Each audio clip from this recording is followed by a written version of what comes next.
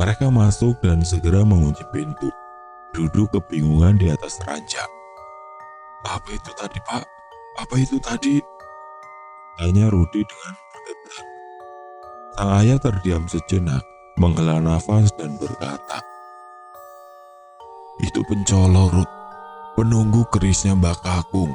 Itulah sosok yang dulu waktu kecil pernah Bapak lihat," ucap sang ayah. "Harusnya dia sudah tidak muncul lagi, karena kerisnya sudah dilarung setahun yang lalu," kata ayah lagi. "Terus gimana nih, Pak? Kita tidak bisa kalau begini terus," ucap Rudi mendekati ayahnya. "Besok habis acara mendak Mbak Kakung, Bapak bicarakan sama Pak D tentang semua ini," jawab sang ayah kepada Rudi. Detik berlalu, seiring ketegangan yang sudah mulai mereda, Rudi yang ingin tahu lebih jauh kembali menanyakan bagaimana pencolok ini, dan di sini ayah pun mulai bercerita. "Kalau menurut Mbak Kakung, pencolok ini adalah sosok lelembut yang baik. Dia penjaga rumah ini. Dulu waktu Bapak SMP, kalau tidak salah, pernah ada maling yang masuk di rumah ini dan tidak bisa keluar, dan hanya nangis mondar-mandir saja di ruang tamu, sampai akhirnya dipergoki oleh Mbak Putri yang hendak keluar ke masjid subuh hari. Kata Mbak Kakung, itu ulahnya si pencolok ini. Cuma kadang dia memang suka jahil, kadang berpura-pura jadi Mbak Kakung, dan kadang juga tiba-tiba menampakkan diri. Semua orang seperti Pak Adi dan bude-bude kamu juga pernah melihat pencolok ini," ungkap ayah di akhir pembicaraan itu. Tidak terasa sudah lewat tengah malam. Ayah menyuruh Rudi untuk segera tidur. Begitu juga ayah yang kini ikut merebah di samping Rudi. "Sudah, kita tidur saja. Besok kita masih banyak kegiatan. Anggap saja tidak ada apa-apa," ucap sang ayah sambil memejamkan matanya. Rudi pun memiringkan tubuhnya membelakangi ayahnya, memejamkan matanya hingga akhirnya ia pun tidur dengan lelapnya. Singkat cerita, hari berikutnya tibalah mereka di acara mendak Mbak Kakung. Tampak seluruh keluarga sudah berkumpul melakukan doa dengan khidmat. Dihadiri oleh beberapa kerabat dan para warga desa. "Mas, jangan pulang dulu ya, ada yang mau saya bicarakan," kata ayah kepada Pak D Cokro, kakaknya, beberapa saat setelah acara itu selesai. Tampak Ibu Rudi dan Bude Siti, istri Pak D Cokro, tengah mengobrol di dapur. "Ada masalah apa sih?" tanya Bude Siti kepada ibunya Rudi. "Udah tahu, Mbak, ada apa-apa deh sepertinya. Palingan mau ngomongin hasil kebun Mbak Kakung," jawab ibunya Rudi yang memang tidak tahu menahu tentang apa yang sedang terjadi. Sementara itu di ruang tamu, sang ayah mulai membuka pembicaraan dengan Pak D Cokro. "Pencolok itu muncul lagi, Mas," kata sang ayah dengan pelan. "Wah, masa sih? Kan dulu kerisnya sudah dilarung," jawab Pak D Cokro meragukannya. "Beneran, Mas, saya semalam lihat sama Rudi. Apakah ini ada pertanda?" kata ayah dengan wajah yang sangat serius. "Kasihan Rudi, Mas, dia ketakutan. Takutnya dia ada kerasan tinggal di sini," timpal sang ayah lagi. Pak D Cokro terdiam, seperti memikirkan sesuatu, dan ia pun berkata, "Jadi benar kata Mbak Carik ya, kalau pencolok itu memang tidak bisa dilarung," ucap Pak D Cokro sambil bergumam.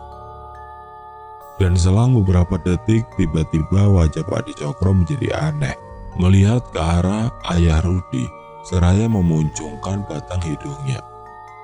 "Wah, benar katamu, ini baunya muncul," ucap Pak D Cokro yang juga diiyakan oleh ayah Rudi yang juga tampak mencium bau rokok kemenyan ini. "Ibunya Rudi sudah tahu?"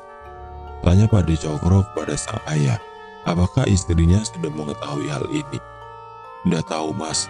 Jangan sampai dia tahu. Dia itu penakut. Bisa-bisa dia minta pindah dari rumah ini, jawab sang ayah kepada Pade Cokro. Tapi nanti pasti bakal tahu sendiri loh, kata Pade Cokro memperingatkan ayah Rudi. Dan benar saja, belum sampai beberapa detik saja Pade menutup mulutnya. Terdengar teriakan dari arah dapur, disusul oleh Ibu Rudi dan Budi Siti yang berlari ke depan. Ada suara orang batuk-batuk di dapur, kata Budi Siti dan ibunya Rudi setelah berlari dan sampai di ruang tamu. Bersama dengan itu, Rudi yang mendengar teriakan itu juga keluar dari kamarnya dan menghampiri. Dan suasana berubah menjadi riuh, terutama ibunya Rudi yang memang penakut, tampak berkaca-kaca menangis. Tenang, tidak apa-apa, ucap Pade Cokro yang langsung beranjak dari tempat duduknya dan berjalan menuju dapur. Diikuti juga oleh sang ayah dan Rudi yang sepertinya merasa penasaran. Pade Cokro, Rudi dan ayahnya kini berada di dapur, memeriksa setiap sudut di ruangan itu dan tidak menemukan apapun. Pade terlihat menghela nafasnya seraya melihat ke arah jendela dapur. Ayo ke depan lagi, ucap Pade sambil berjalan keluar dapur. Diikuti oleh Rudi dan sang ayah di belakangnya. Dan sekira 2 langkah kaki mereka berjalan, terdengar suara yang sangat amat jelas menggema di ruangan dapur itu. Iki aku, pencolok.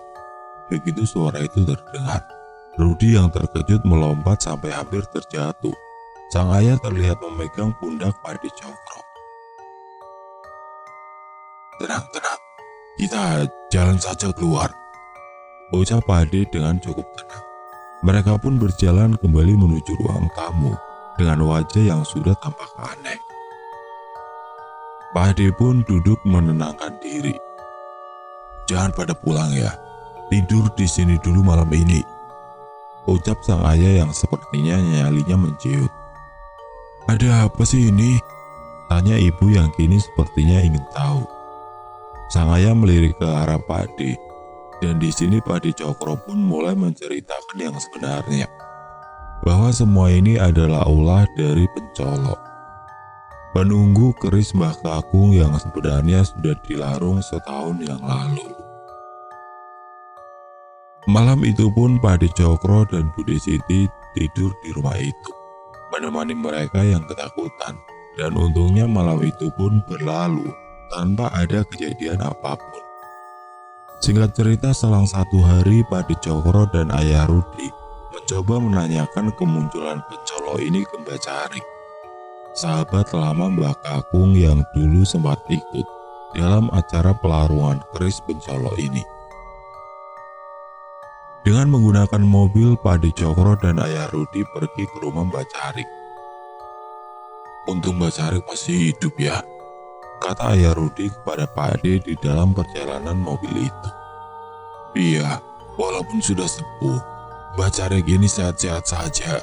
Kemarin aku sempat ketemu di acara kondangan cucunya, jawab Pade Cokro di atas kursi kemudinya.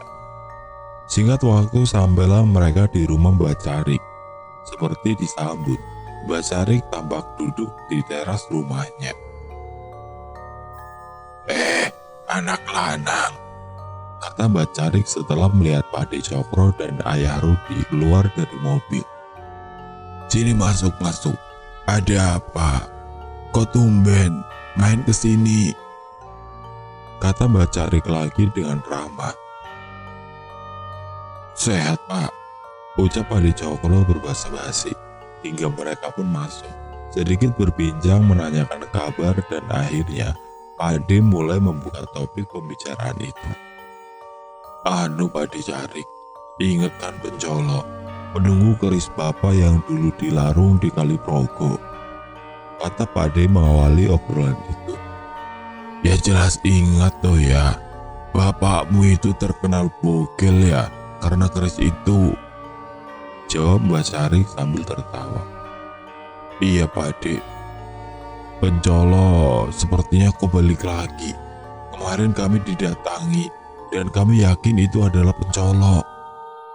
Jawab Adik Cokro menunduk dengan wajah yang serius. Balik gimana? Memangnya dia pernah pergi? Jawab Mbak Cadik dengan tertawa. Gini Yonang, sudah saya bilang, Pencolo ndak bisa dilarung. Pencolo itu sudah seperti istri di Mejo. Yang pertama, dulu kan yang larung bukan bapakmu sendiri, tapi anak-anaknya yang sebenarnya nggak tahu apa-apa. Ibumu itu dulu yang ngeyel nyuruh keris Pencolo dilarung gara-gara dia sakit. Padahal sakitnya mendiang ibumu itu wajar. Cuma kebetulan saja 7 hari setelah keris itu dilarung, beliau meninggal. Begitu kira-kira kata Mbak Cari kepada Pak Ade Cokro dan Ayah Rudi.